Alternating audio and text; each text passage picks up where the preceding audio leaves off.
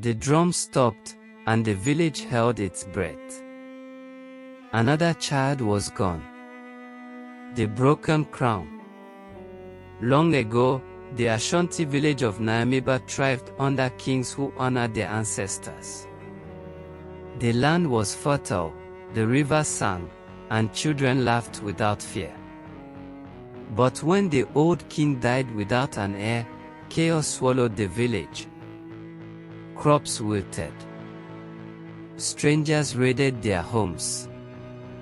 Families turned on one another, desperate to survive. For years, elders argued over who should rule, but no one could agree. The ancestors' voices grew silent, as if ashamed because the village elders and its people lacked direction and leadership on how to rule and offer meaningful sacrifice to the gods of the land. Then came the strange Adofo.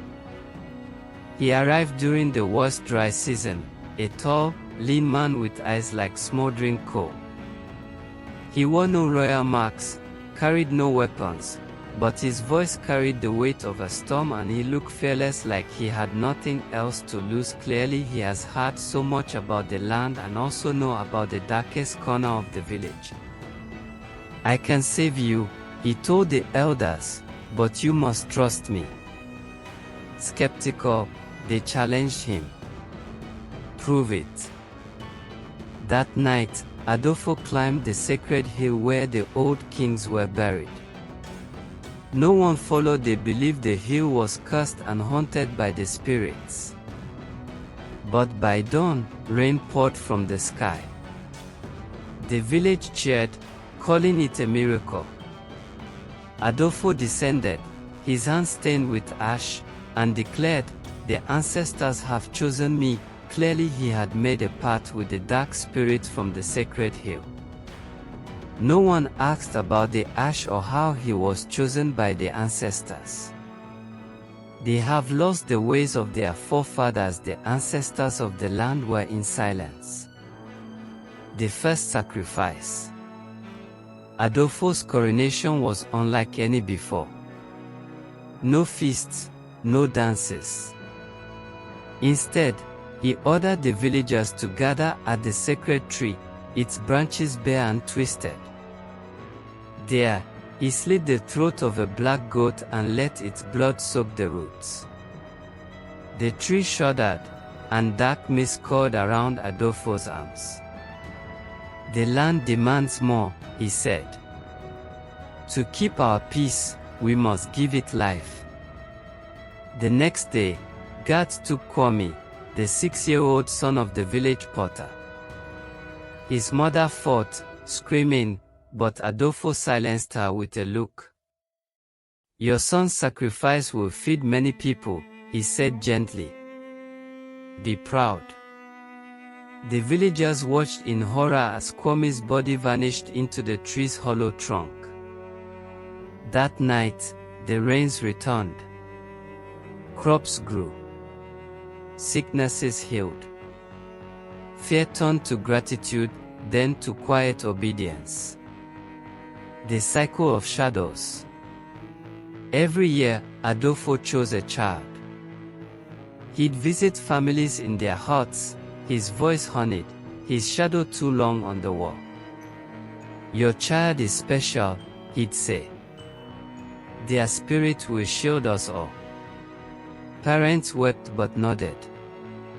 To refuse was to condemn the village. To refuse was selfish. But the chosen families changed. They stopped smiling.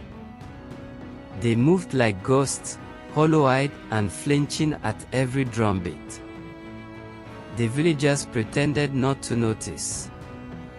"Yeah, the weaver lost her daughter. She's with the ancestors now," Adofo told her, pressing a jewel into her palm. She threw the jewel into the river. The next morning her body was discovered by one of the village fishermen. She hung herself on a tree by the river. Kojo, another fisherman, hid his son in the forest so he can escape sacrifice. Adofo found them. "You betray us all," he said, and let the boy watch as Kojo's boat sank in a sudden storm. The boy mysteriously went quietly to the tree after that. This is few of Adofo's way of making the people of the village feel the dark side of his rule over the kingdom. Kofi's storm. Kofi was born the year Adofo took power. His father, Boten, drowned when Kofi was 5, another accident, after Boten questioned King Adofo. Kofi's mother, Oma, raised him alone, teaching him to stay silent, to never draw attention. But Kofi couldn't hide. At 19, he was taller than the other boys, his laugh too loud, his questions too bold. "Clearly he is the true son of Boten, why do we let him take our children?" he'd ask. Oma would clamp a hand over his mouth. "The king hears everything," Oma whispered. One night, Kofi woke to footsteps outside their hut. Adofo stood in the doorway, his shadow spilling across the floor like oil. "You've grown, Kofi," he said. "The land needs you." Oma lunged, but guards pinned her. "Take me," she begged. Adofo ignored her. "Your son is a hero," he told her. "Tomorrow, he saves us all." The ancestors whisper. As guards dragged him to the sacred tree, Kofi's mind raced. He'd seen this ritual a dozen times, the chants, the knife, the way the trees cracked as if it's very old, paused like a heartbeat. But tonight, the air felt different. Colder. The drums began. Boom. Boom. Boom. Adofo raised his knife, its blade glinting. "Your blood will bring us strength." Kofi closed his eyes. Then a voice. "Child of Boten, look." His eyes flew open. The world shifted.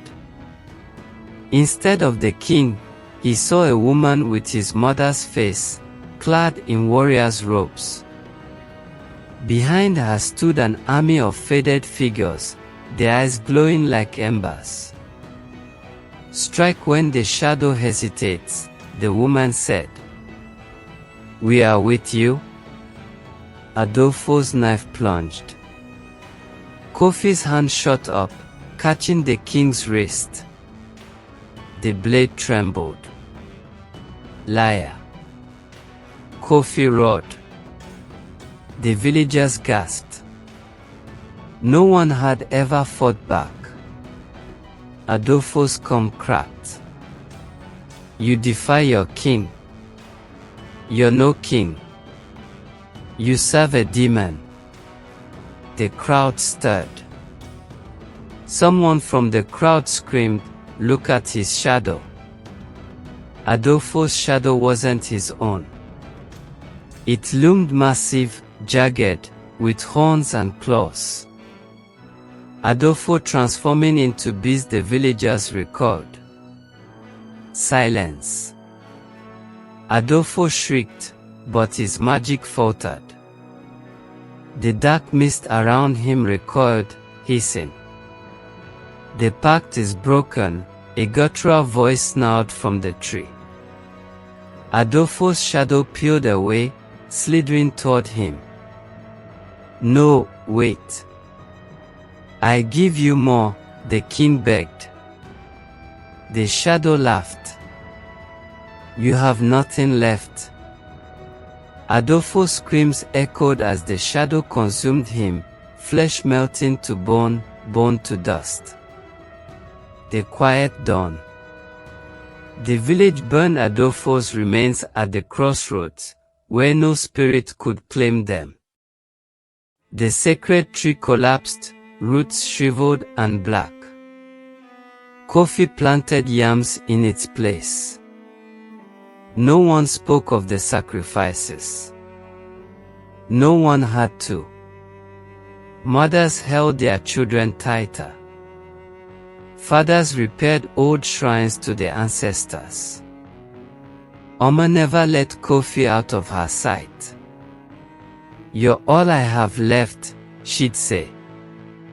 One night, Kofi returned to the hill where Adofo had made his pact. The woman in warrior's robes appeared again. "You are not alone," she said, placing a hand on his shoulder. "We never left." The drums stayed silent. The rains came anyway.